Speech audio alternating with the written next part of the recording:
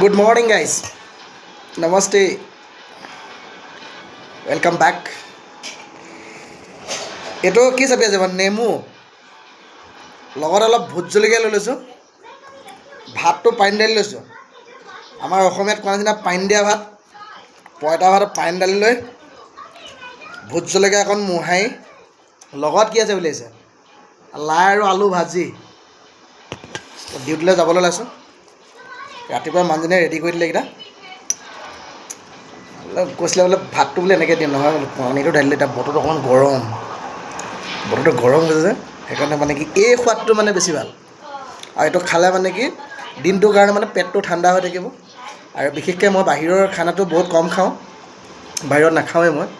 আমাৰ অফিচৰ ফালৰ পৰা মানে কি চব দিয়ে, হোটেলত টোকন দিয়ে, টোকন লৈ কিনি হোটেলত গৈ কিনি খাই আহিব পাৰোঁ। মই নাযাওঁ বিশেষ, মোৰ লগৰজনে লৈ যায় মোৰ টোকনটো। আৰু কেতিয়াবা কেতিয়াবা জুচ লৈ আহোঁ, সেইটোকে খাওঁ মই দিনত। ৰাতিপুৱা ভাতকেইটা ধুনীয়াকৈ খাই গ'লে দিনটোৰ কাৰণে একদম সুন্দৰ হয়। এতিয়া বৰ্তমান সময় হৈছে 10টা, 10:30। মোৰ ডিউটি থাকে 11:30 পৰা 12টাৰ ভিতৰত। মই ইমান সময়ত সোমাবগৈ লাগে। এতিয়া খাই বৈ লাহেকৈ ওলাই যাম আৰু।